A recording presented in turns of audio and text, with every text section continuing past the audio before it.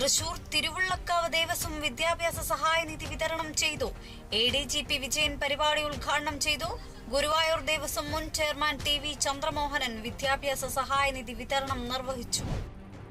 തൃശൂർ മുള്ളൂർക്കര പഞ്ചായത്തിലെ CPI നേതാക്കളും പ്രവർത്തകരും ഉൾപ്പെടെ 27 പേർ രാജിവെച്ച് BJPയിൽ ചേർന്നു.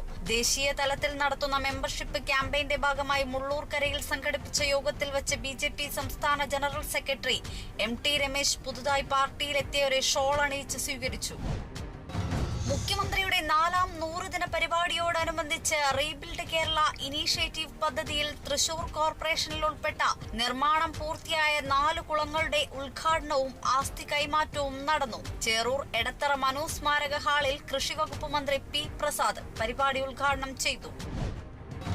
തൃശൂരിൽ നവകേരളം കർമ്മ പദ്ധതി ജില്ലാ മിഷൻ യോഗം ചേർന്നു. യോഗം റവന്യൂ വകുപ്പ് മന്ത്രി K രാജൻ ഉദ്ഘാടനം ചെയ്തു. ജില്ലയിലെ സ്കൂളുകളുടെ നിർമ്മാണ പ്രവർത്തനങ്ങളുടെ പുരോഗതി വിലയിരുത്തുന്നതിനായി അടിയന്തര യോഗം ചേരണമെന്ന് അദ്ദേഹം പറഞ്ഞു.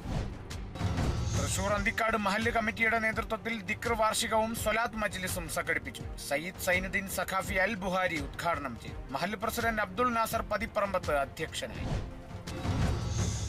റീബിൽഡ് വയനാട് ക്യാമ്പിന്റെ ഭാഗമായി ഡിവൈഎഫ്ഐ തൃശൂർ മണലൂർ മേഖലാ കമ്മിറ്റി സ്ക്രാപ്പ് കളക്ഷൻ, കടൽമീൻ ചലഞ്ച്, ചായക്കട എന്നിവ നടത്തി സമാഹരിച്ചത് 1,01,000 രൂപ. തൃശൂർ കാഞ്ഞാണി സെന്ററിലെ റോഡിന്റെ ശോചനീയാവസ്ഥയിൽ പ്രതിഷേധം. അപകടക്കുഴിയിൽ വീണുണ്ടാകുന്നത് നിരവധി അപകടങ്ങൾ. അടിയന്തരമായി പ്രശ്നത്തിൽ ഇടപെടണമെന്ന് കോൺഗ്രസ്.